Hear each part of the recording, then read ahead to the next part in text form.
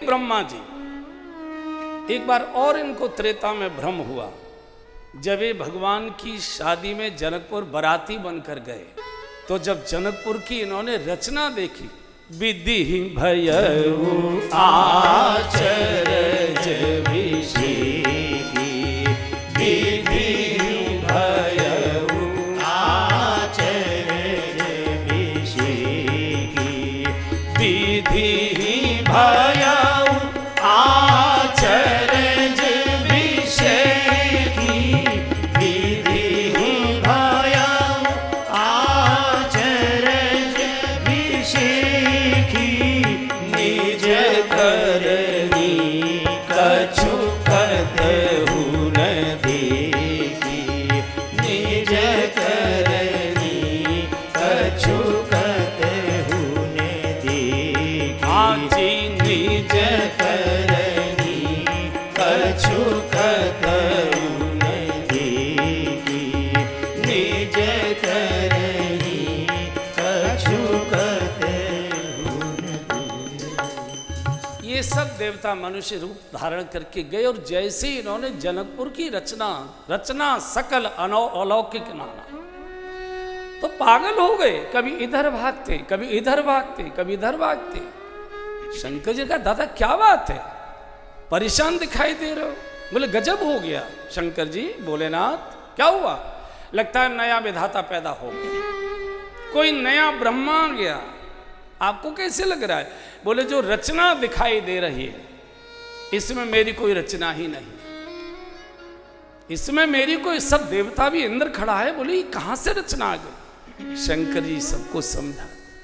शिव समझाए देव सब और जन आचरज भुला, हृदय विचारहु धीर धरे, ये तो सिय रघुवीर विवाह। बुद्धि मत चलाओ, दर्शन करो लीला का। ये जगत के माता पिता की शादी हो रही है, तुम कहाँ से आ गए? अभी माता पिता की शादी नहीं हुई, बच्चा कह रहा है कि मेरी रचना कहाँ है? अरे भाई शादी के बाद ही तो बच्चे का जन्म होगा। लीला का दर्शन। और शंकर जी ने डांट कर कहा, आपको मालूम नहीं है कौन है जिनकी शादी हो रही है? जिनकर नाम लेत जग माही, जिनकर नाम लेत जग माही, सकल अमंगल मूरन साई, सकल अमंगल मूरन साई, कर तल होहि पदारथ चारी, कर तल होहि पदारथ चारी, तेई सिय राम कहेउ कामारी, तेई सिय राम कहेउ कामारी, जिनकर नाम लेत जग माही, जिनकर नाम लेत जग माही। अरे जिनका नाम लेने मात्र से सब मंगल ही मंगल होता है, सारे कष्टों को जो नष्ट कर देता है वो जगत के माता पिता भगवान श्री सीताराम हैं। उनकी शादी हो रही है। बाबा मस्तिष्क मत चलाओ। चूंकि माथे से देख रहे थे, माथे की आंखें भ्रमित करती है। ध्यान की आंखें अगर लगाई होती, ध्यान आंख बंद करके किया होता, अंतर्मुखी होकर देखा होता तो भगवान की लीला दिखाई देगी। हुआ क्या? नारद जी ने गड़बड़ किया। जब भगवान का विवाह तय हो गया तो नारद जी ढोल लेकर 14 भवन समस्त ब्रह्मांडों में समस्त लोकों में ढोल बजाकर दौड़ दौड़ कर गए। अरे सब देवताओं चलो भगवान की शादी, दूल्हा के रूप में पहली बार अपनी आंखों से सृष्टि में पहली बार भगवान को दूल्हे के रूप में देखोगे। आज तक कोई भगवान दूल्हा नहीं बना, और सत्य भी था, सत्य कोई अवतार दूल्हा बनकर गया ही नहीं। कच्छप अवतार दूल्हा कैसे बने, मत्स्य अवतार दूल्हा कैसे बने, 12 अवतार दूल्हा कैसे बने, नरसिंह अवतार दूल्हा कैसे बने, हंस अवतार दूल्हा कैसे बने। परशुराम जी बाबा जी हो गए, उनको तो फरसे चलाने से ही फुर्सत नहीं थी, ब्याह कौन करेगा, छोरी गर्दन ही काट देंगे वो। तो कोई अवतार, भगवान कृष्ण भी दूल्हे नहीं बने। पत्नियां तो 16,108 थी, ब्याह एक के भी साथ नहीं हुआ, सबको भगा के लाए थे, सब उठा लाए, भगा लाए, छीन लाए, लूट लाए, ऐसा किया वैसा। ये एक अवतार ऐसा है जो दूल्हे के रूप में घोड़ी पर बैठकर गया है, वाकायदे विधि विधान के साथ, मोर इसके सिर पर है, भांवरे पड़िए, फेरे पड़े, माताओं ने मंगल गीत गाए, ब्राह्मणों ने मंत्रोच्चारण किया है, विधि विधान के साथ विवाह हुआ। तो जब ये सारे ब्रह्मांडों में नारद जी ने निमंत्रण पत्र जनक जी से भी नहीं पूछा, दशरथ जी से भी नहीं पूछ तो लेते कि वहाँ व्यवस्था कैसी है, उतने ही बाराती ले जाते। पूरे की पूरी भीड़ और सबकी देवियां भी वो देखें भगवान की शादी कैसी होती है। आ गए, अब क्या करें।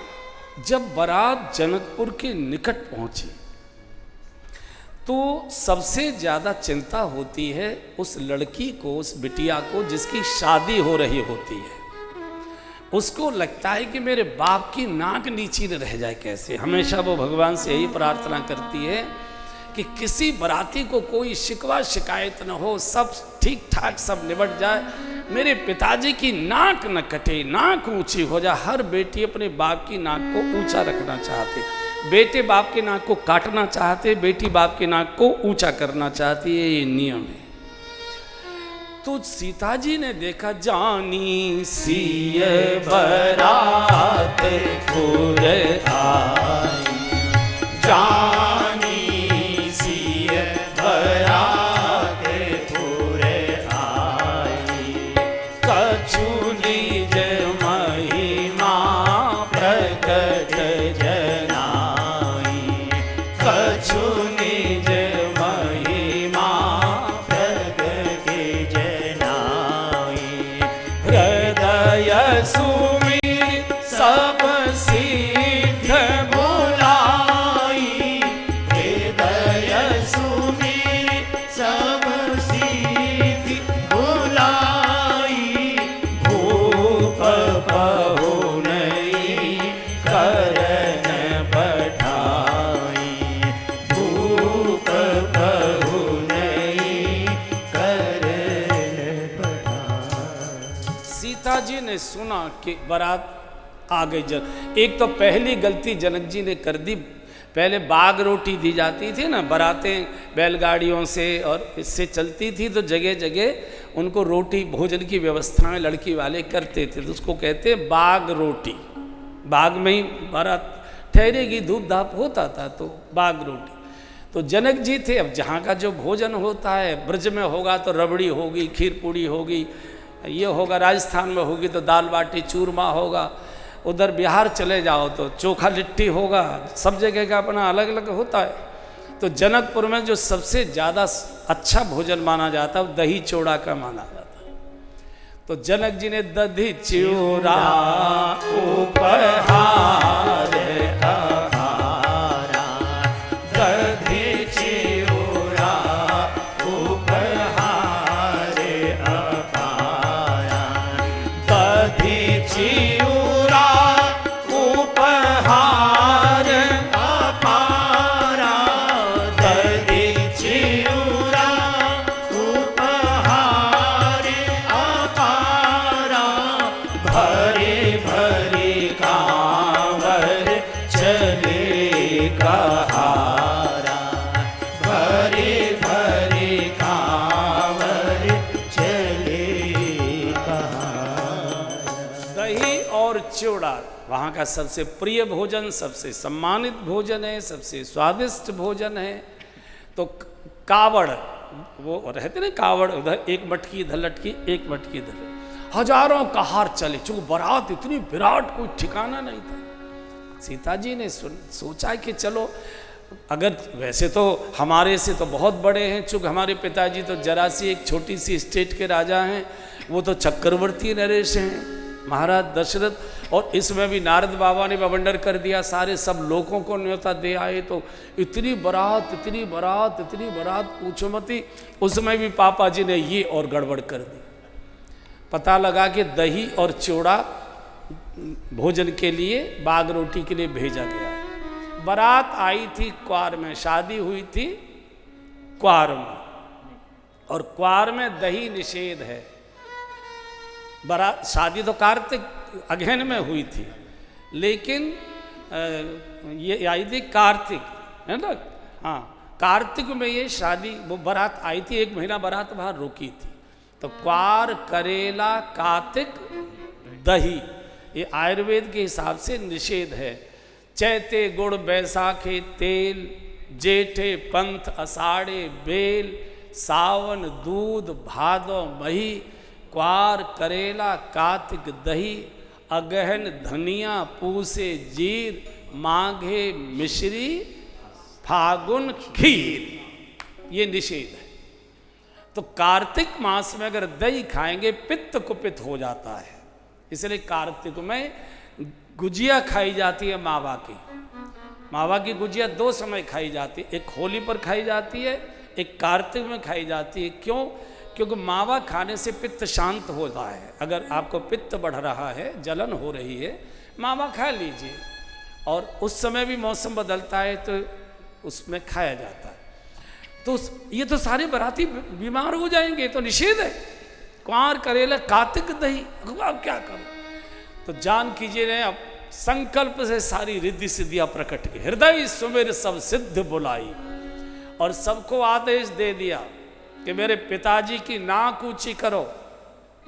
इतना वैभव जनकपुर में, इतना वैभव खड़ा कर दो कि ब्रह्मांड में ऐसा न कभी किसी ने देखा न कभी सुना। क्या वैभव खड़ा हुआ है, पूरा रिद्धि सिद्धि सेवा में लग गई। बाराती आए, वैभव देख, ओहो, एक एक बढ़िया सुवर्ण की डीलक्स उसकी कॉटेज, और बढ़िया सब अटैच। हर कॉटेज के सामने एक कामधेनु गाय खड़ी है, कल्प वृक्ष खड़ा है, जो चाहे सो। ओहो, ऐसा वैभव तो देख के सब दंग रह गए। सब जनक जी की तारीफ कर रहे हैं। भगवान मुस्करा रहे हैं। भगवान सिय महिमा रघुनायक जानी, सिय महिमा रघुनायक जानी, हर से हृदय हेतु पहचानी, हर से हृदय हेतु पहचानी, आजी हर से हृदय हेतु पहचानी, हर से हृदय हेतु पहचानी। सब बाराती जनक जी की चर्चा तारीफ करे, कमाल कर दिया। सकल जनक कर करई बखाना, भगवान मुस्करा दिए। असलियत इनको किसी को मालूम नहीं, ये तो जानकी जी की कृपा। सिय महिमा रघुनायक जानी हर्षे। तो माथे की आंखों से ब्रह्मा जब विचलित हो सकता है, तो हमारे मन में कैसे भाव आएगा? कितना भी कोई कहे आचमन कर लो, माथा टेक लो, एक घूंट पी लो, हिम्मत ही नहीं होगा। हाथ जोड़ दोगे, ऐसे झूठे को उंगली छुलाओगे, और होठ के अंदर बूंद चली न जाए, इतनी सावधानी रखोगे।